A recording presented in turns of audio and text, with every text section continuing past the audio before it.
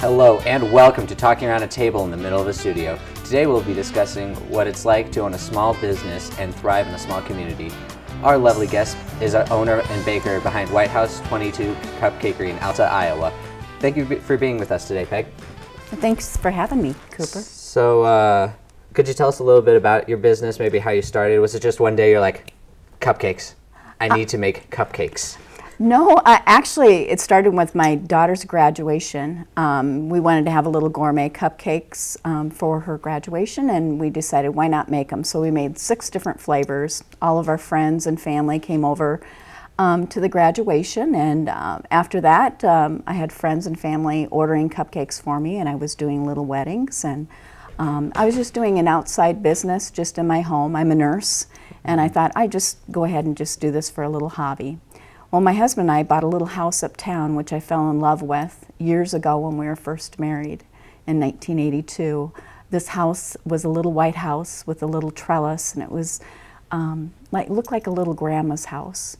Well, Alta had started to revamp this house, remodel it, and then they stopped the construction on it. There was no sidings in it, no siding on it. There's no windows in there. There's bats and birds and everything flying through, and it just broke my heart. And I drove by this house every day for a year. So I said to my husband, you know what would be a great anniversary present for me is to buy this little house on Main Street, and then we could revamp it, and we could have a little grandma and little grandpa live there again, and then they can go up and eat uptown, and it would just be perfect. But we need to help our community and make that look alive again. So my husband bought it, and we started to renovate it ourselves. And as we were starting to renovate, my husband said, you know what, maybe we should have this as a little business. You could open up a little coffee shop, and you could go ahead and sell cupcakes out of there instead of taking all the extra to the neighbors, and I don't have to eat them anymore. So I thought that would be a wonderful thing to contribute to the city of Alta. And so that's how we got started. How's your business been received by the community in the small town of Alta? Great. When we first opened up, it'll be 3 years in October. We had standing lines all the way down to the bank. Wow. So, so it was very well received. There's a lot of people that still don't know about my business in Alta, Iowa. I still have people coming in. Last week we had somebody come in and said, I walk by this place every day, and I had no idea what it is. So it's been very well received by the whole counties, Cherokee County, Buena Vista County, So what do you think people's favorite cupcakes are when they come in and they go, you know, I really want that cupcake? The favorite cupcake is our signature cupcake, probably. It's a White House white. It's made with all egg whites. Everything is made from scratch with my 5.5 quart mixer. It's not a big bakery mixer. We use all butter, cream, whole milk. I'm listening. The White House signature White House is like an almond cake, and then I put white chocolate on the top. So that's one of our favorite signature cupcakes. The other one is a monster cupcake, which a lot of these recipes are my own recipes, and so that's how I think that's a favorite too. Yeah. So I might have to go to Alta sometime and get a cupcake. Well, we'd love to have you there. So how do you prep for the week? How do we prep for the week? I am a nurse, and I just work, full-time. Right now I'm working 12-hour shifts every day. On Thursday I come home, I teach high school class, and I teach a class for Methodist Manor at the educational coordinator. Busy. Very busy, and so I start to prep on Thursday. So right now I would be baking. And so this afternoon I'll bake a little bit before I go back to class at 4 o'clock. So I start to bake for tomorrow, and then Friday afternoon I'll bake for Saturday. So how has your business become a success? Just hard work, dedication, Yep, hard work, dedication, my family. Delicious cupcakes. Yeah, we hope so. And I think people being friendly when you come into our shop. I want to make sure that everybody feels welcome. They're part of our family. We like to have them experience wonderful things when they come in. So Customer service, yeah, big. big Yep. thing. And now we're doing like little different things to make it more successful.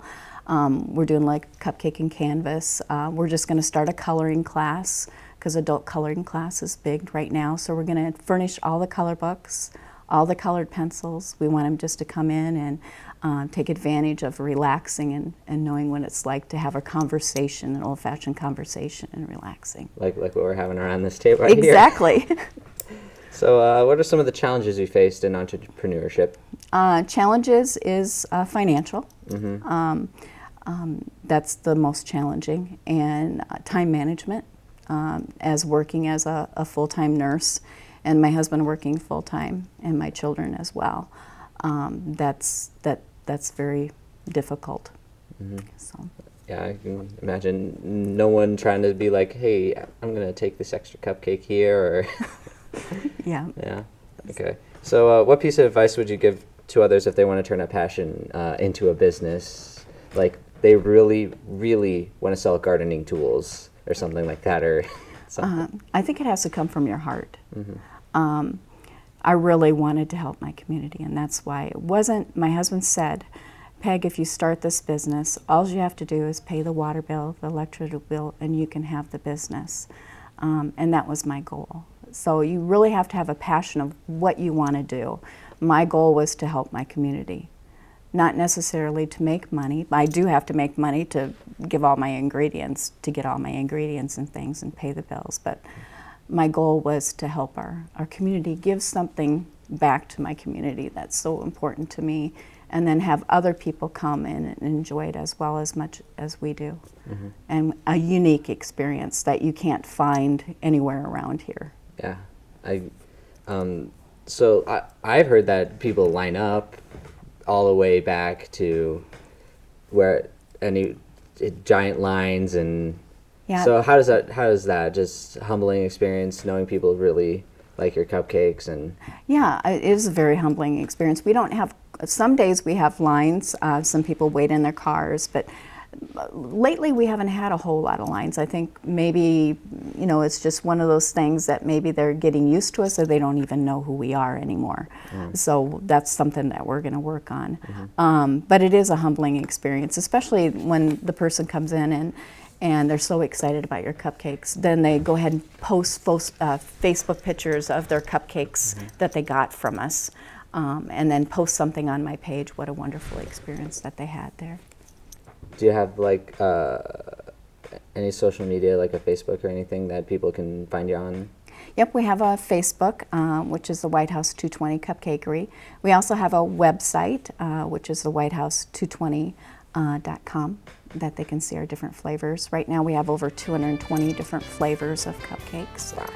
Peg, thank you so much for being here. We really appreciate it. And that is about all the time we have today. Thank you for joining us on Talking Around the Table in the middle of the studio, where we discuss current issues in the community. Peg shared with us the challenges of her business and the successes. We definitely learned a lot about entrepreneurship in a small town. So next time you're craving a treat, maybe stop by at White House 220 Cupcakery and say hello to Peg. We've enjoyed Talking Around the Table in the middle of the studio.